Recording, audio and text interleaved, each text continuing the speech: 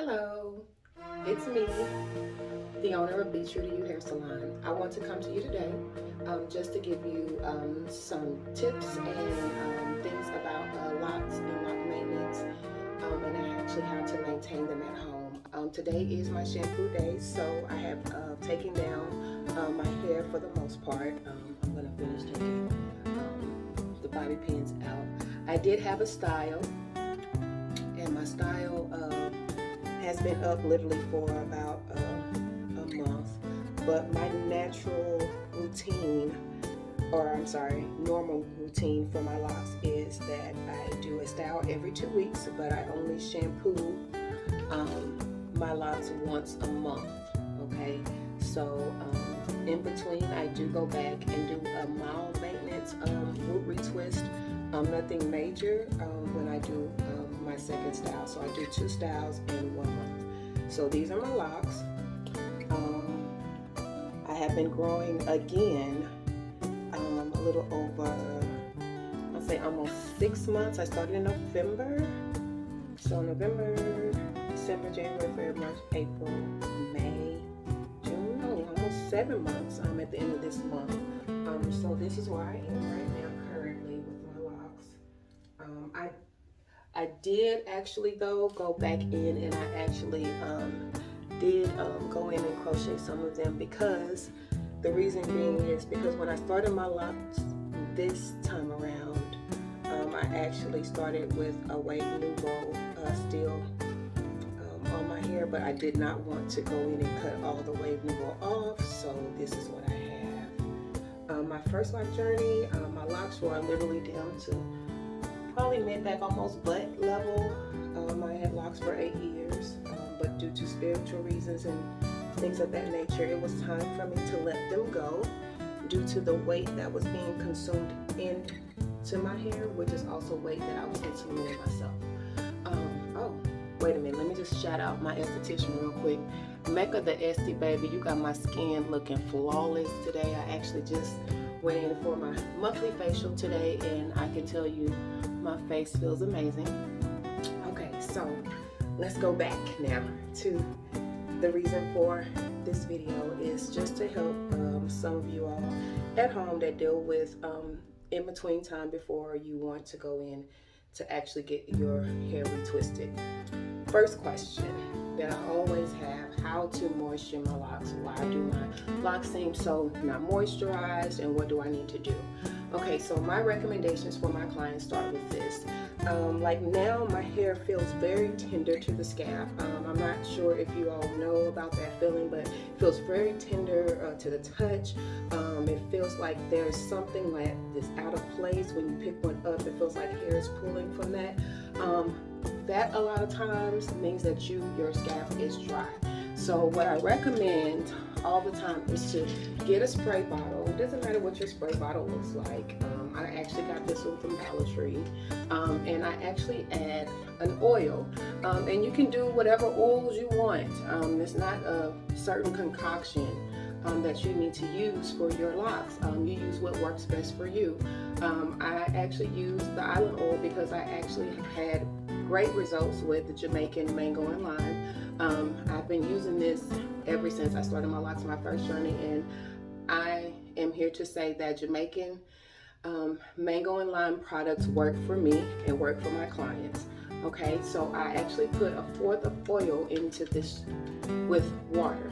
Okay, and that's, you have to make sure that whatever oils you put, you want to put 3, 4, 5 oils, it doesn't matter. Just make sure it is not too thick where that your water, that when you spray it, that it doesn't come out because you have too much oil. So the point of the water is to keep the separation between the oil, as you can see, and the water, and you can see it, that's flowing in there, right?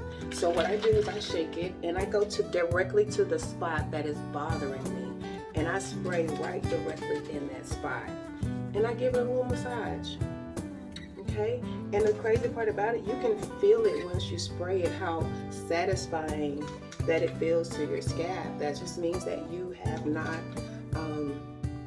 moisturize your hair, your scalp enough. It's not your hair, it's your scalp. So if you just concentrate on those areas, and that's between, you don't have to spray your whole entire head to get satisfaction, because A lot of times your whole hair does not need moisturizing. My back of my hair is fine, but if I need those areas that are causing dryness and still, and a lot of times it's your soft spot. So my soft spot stays here. Just because you're an adult doesn't mean that you don't have a soft spot. That means that that is still the part of your head that still has less of depth as the rest of your skull. So that part is the most sensitive, just as if you were a baby, okay? Just as if you were a baby. So I go in and I moisturize that, okay? So that's moisturizing. If you need a moisturizer that you feel you need to use, really, I always recommend to my clients is olive oil. Use olive oil as an oil base to actually base your scalp. So what I tell them to do is actually just put a little bit into your palm. You don't need a lot, y'all. When you're doing basting, you don't need a lot of oil. Our hair doesn't call for a lot of oil, it calls for water, okay? So I go in and I actually just have them just base your scalp, you know, just base the scalp, so that also it helps the rest of your lock to stay intact, okay? But I don't do this, like I say, I only do it every 2 weeks. I do spray my hair as needed, as I said. I go to the spot and I actually spray the spot that is actually dry, or it feels to the touch as if it's hurting, or that it feels like something's pulling, or that you feel like you might have bumps right there. I mean, there's so many different feelings that I can try to explain, but a lot of people have already explained them to me as well. So the next question. The next question is, if my lock is thinning, okay, what can I do to keep my locks from thinning? Okay, there's nothing you can do to stop your locks from thinning. We are always going to lose hair, and it doesn't matter what stage or age we're in, we're going to lose hair, right? So the best thing to do is to start your locks a lot bigger than what you anticipate, because you will see your actual size lock as it is here, but this is going to mature eventually. So that means it's gonna swell eventually. But if I don't have enough hair here, that means if my lock is too big here, that means that it's gonna cause gravity pull. And if my lock gets heavier and heavier, that gravity pull is going to pull out of my actual hair shaft as if I was pulling it in a ponytail, as if I pulled all my hair back like this and I wore it like this all the time. It is the same thing. It's called traction. Okay, traction alopecia can be caused by locks too, and that is if they actually get too thin at the root and you have length or weight of your lock going down. So it's good to always start your locks a little bit bigger at the root than you would, because after they mature, they will begin to thin out because of the gravity pull. All right. Also, another thing is, if your locks do decide to thin, and I'm going to show you. So this is what I call a baby lock, okay? And my locks began to break right here, because the thing is that I did not make my locks big enough. So what am I doing now? I'm creating a baby lock. So when this lock matures, what I will do is eventually I will add it to another lock in order for it to be combined, so that the thickness of that particular lock there looks like this. But then I will crochet that in. And that's what you would do with any of your locks. If you start to see that your locks are thinning out in a certain area, particularly the back, like these, you see how thin that is?